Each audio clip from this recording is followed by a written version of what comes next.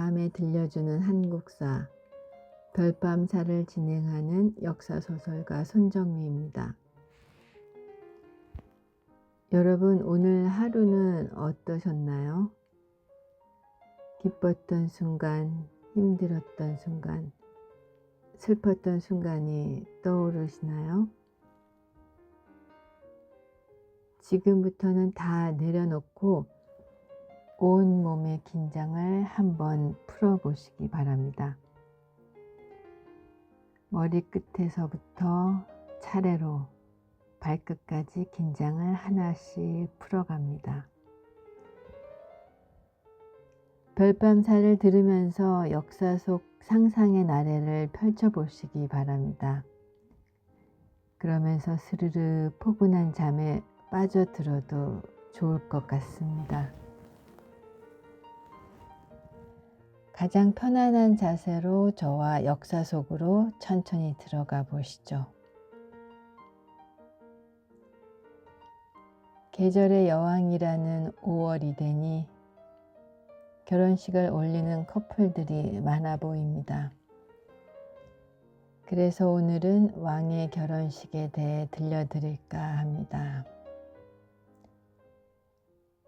왕은 우리나라 최고의 권력자였죠. 그런 왕의 혼례는 조선을 지탱할 중요한 국가 행사이자 경사였습니다. 왕권이 순조롭게 이어지기 위해서는 왕비가 귀한 아들을 낳아 대권을 잇게 하는 일이 무엇보다 중요했죠. 조선시대의 왕실은 물론이지만 일반인도 혼례만큼은 할 수 있는 한 성대하게 치르고 싶어 했습니다.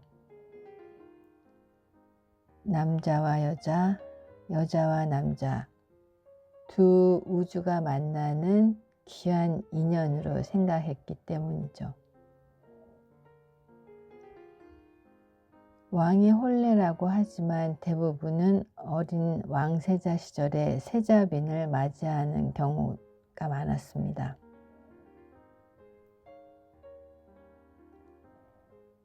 세자빈이나 왕비를 간택하기 위해 나라 전체에 금혼령이 내려졌지요. 금혼령은 결혼 정년기의 빼어난 규수들이 다른 곳으로 먼저 시집 가는 걸 금하고 세자나 국왕이 먼저 훌륭한 규수를 선택할 수 있게 한 것입니다. 여러분이 좀 더 잘 이해하기 위해 고종과 명성황후의 혼례를 구체적으로 이야기해 볼까 합니다. 고종의 이름, 아명은 이명복이었습니다. 잘 아시다시피 흥선대원군의 둘째 아들이었죠. 철종이 아들을 남기지 못하고 승하하자 고종이 왕위에 오르게 됐습니다.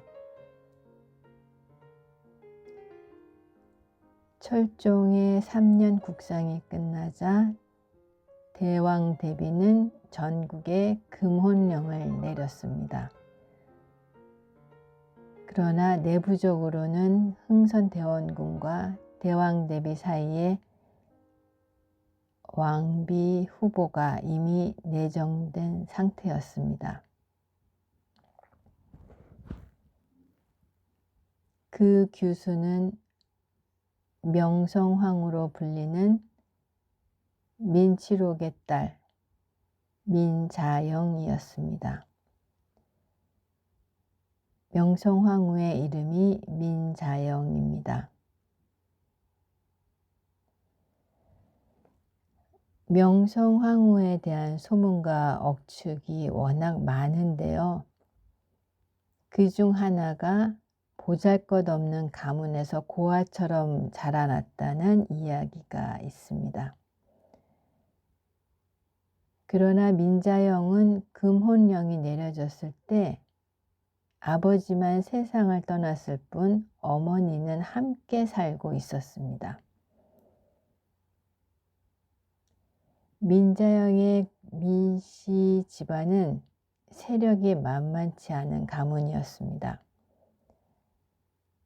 특히 조선 건국 초기에 태종 이방원의 부인이자 왕비였던 원경왕후 민씨를 배출한 가문이었기 때문입니다.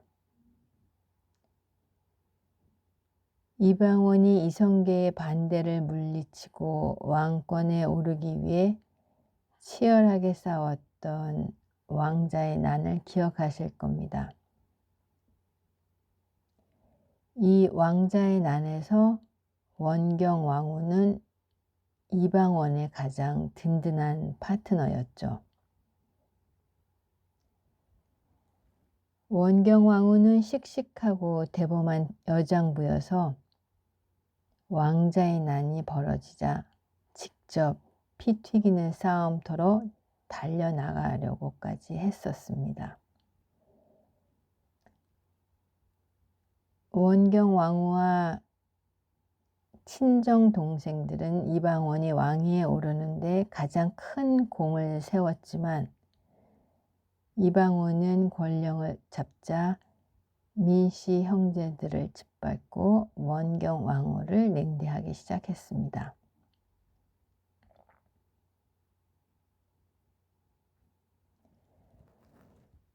민자영은 또 장희빈에 의해 궁에서 쫓겨난 인현왕후의 후손이기도 합니다.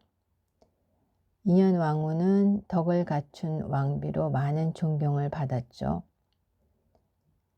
이렇게 민자영의 민씨 가문은 왕비를 2명이나 배출한 명문이었습니다.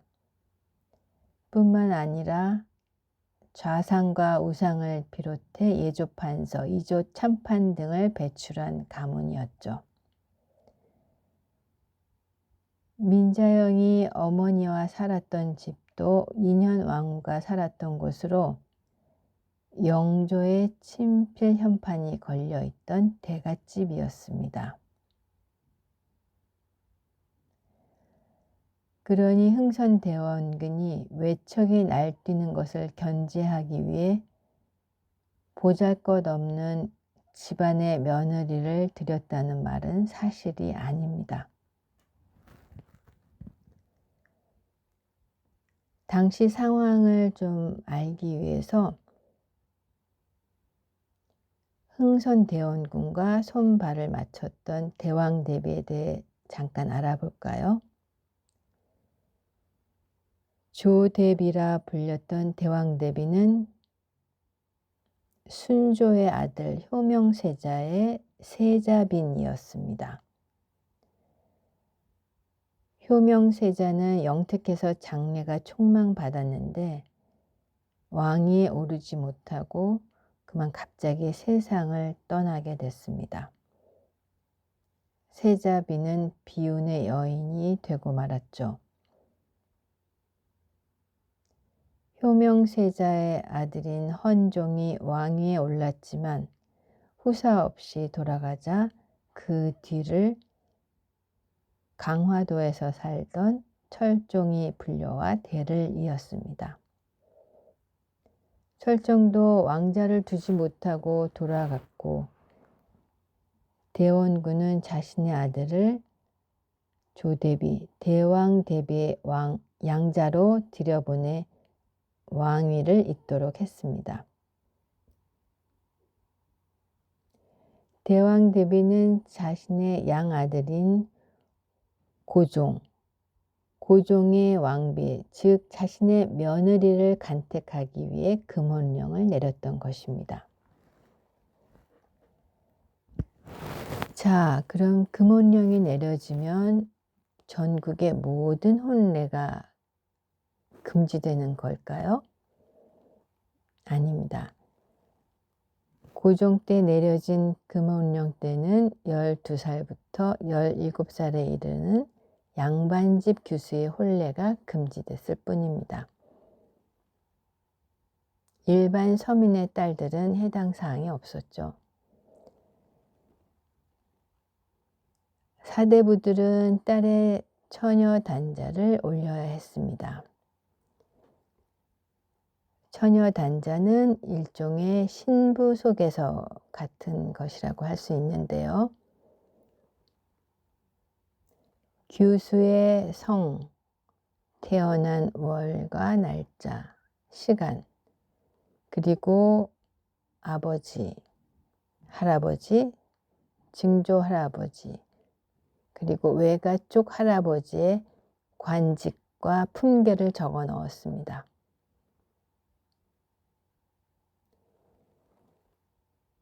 왕비나 세자빈을 간택할 때는 가문과 얼마나 조신한지, 그리고 용모를 주로 체크했는데요. 우선 처녀 단자를 통해 서류 전형을 했다고 볼 수 있겠습니다.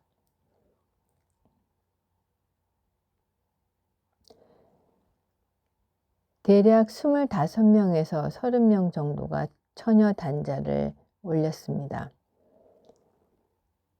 대부분 간택은 형식적으로 진행되는 경우가 많았고 대부분 왕비로 내정된 규수가 있었기 때문이죠.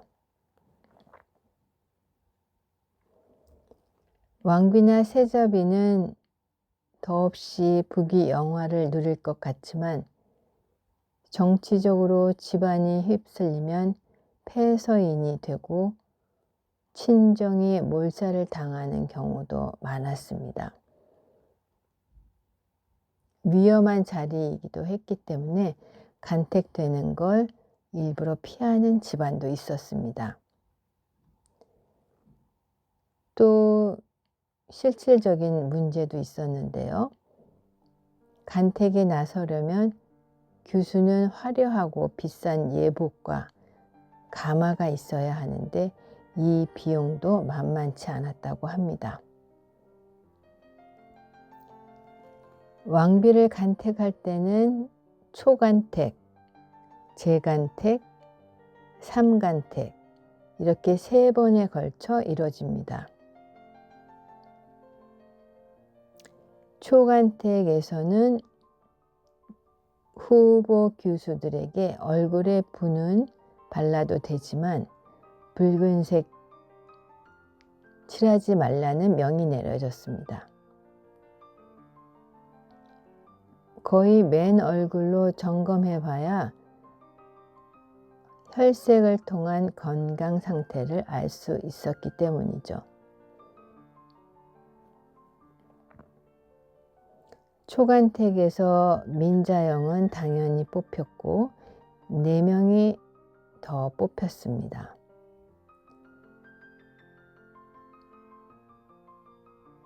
재간택은 단 사흘 뒤에 이루어졌는데요. 보통의 경우는 15일 내지 한 달 정도의 시간차를 둡니다. 또 보통 재간택에 3명 정도의 규수를 복수로 뽑는데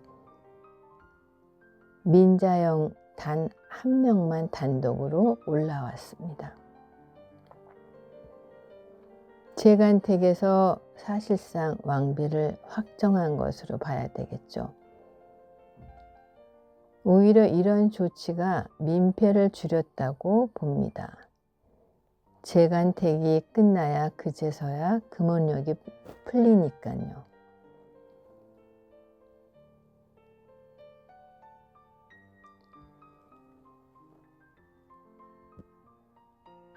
간택을 위해서 궁에서 머무는 시간이 길어지면 규수들은 점심으로 간단하게 미음이나 죽 그리고 다과상을 받습니다.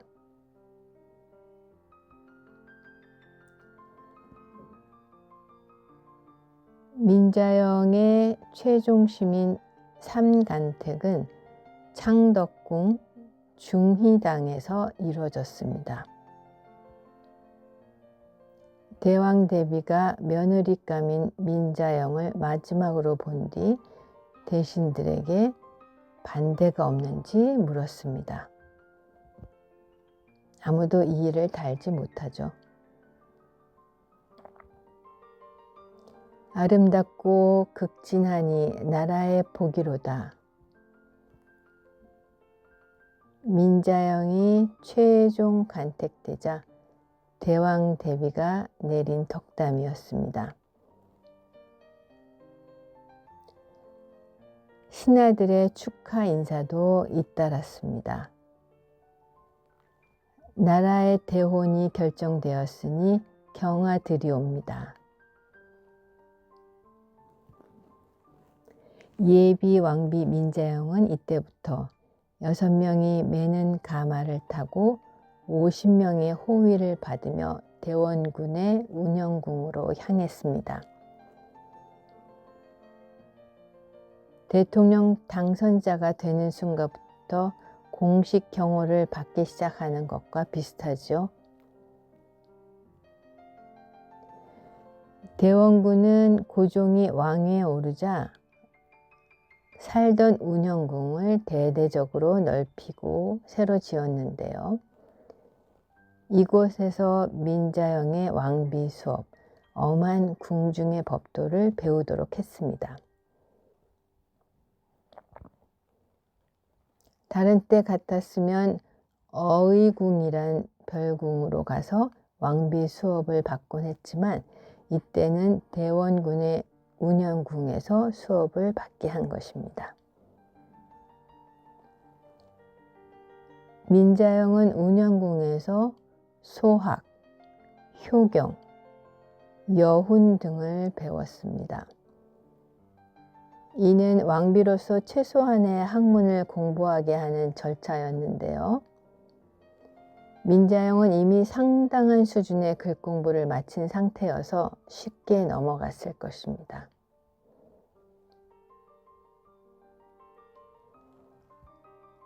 드디어 혼례가 다가왔습니다.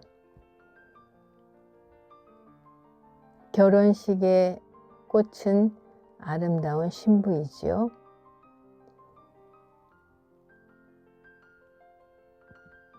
왕비는 가래를 올릴 때 대례복으로 적의라는 것을 입었습니다.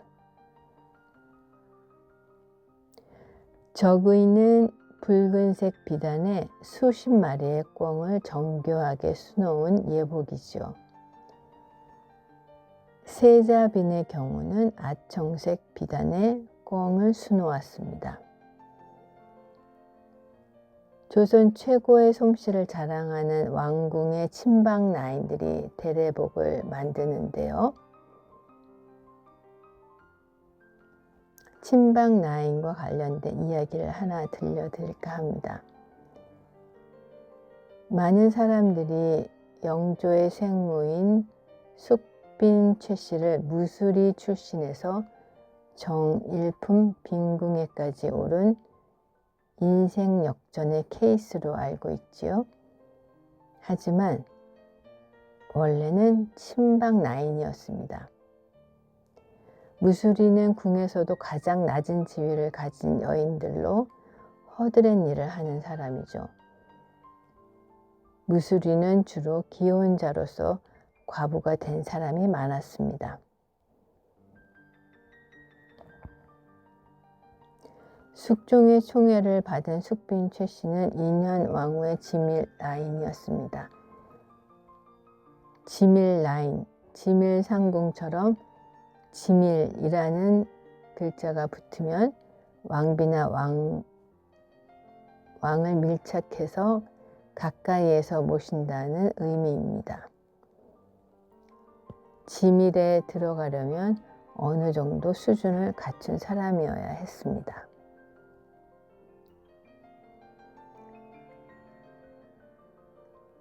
요즘 결혼식 때 신부의 드레스뿐 아니라 메이크업, 헤어도 무척 중요하죠.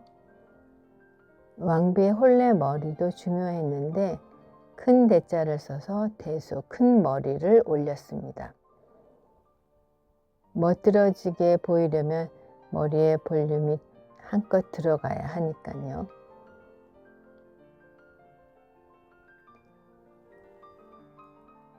비단 버선인 정말과 비단 꽃신인 왕비의 자태를 갈무리했습니다.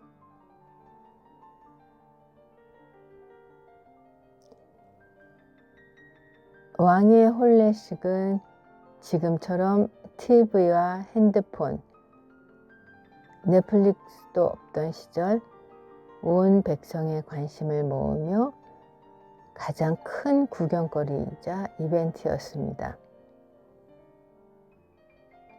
왕실의 성대한 혼례 행렬을 보면서 지존에 대한 존경과 일체감을 느꼈을 것입니다. 왕과 왕비는 땅이 울릴 정도로 환호하는 백성들을 보면서 백성에 대한 사랑과 자리의 엄중함을 가슴 깊이 새겼을 것입니다. 왕과 왕비의 설레는 첫날 밤은 어땠을까요? 상침이라고 불리는 궁녀가 왕과 왕비가 누울 방에 요와 이불을 깔고 나갑니다.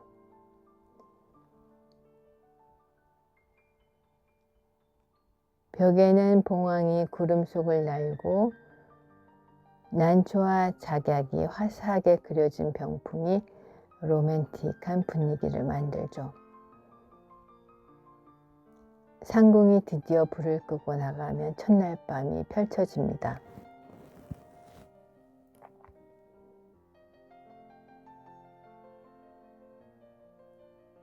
그러나 성대한 가래를 올렸을 때 고종은 15, 민자영은 1살 연상인 16이었습니다.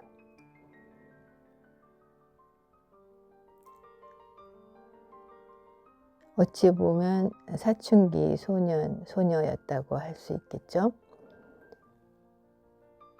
한 가지 이야기를 덧붙이자면 고종은 가래를 올렸을 때 좋아하는 궁녀가 있었습니다. 피부가 깨끗하고 훤칠했던 궁인에게 빠져 있었죠. 때문에 고종과 왕비의 첫날 밤은 생각만큼 로맨틱하지 않았을지도 모릅니다. 그러나 고종은 점점 달라졌습니다. 명석하고 매력적인 왕비의 매력에 점점 빠져들었고 이후에는 서로 매우 사랑하는 사이가 됐습니다.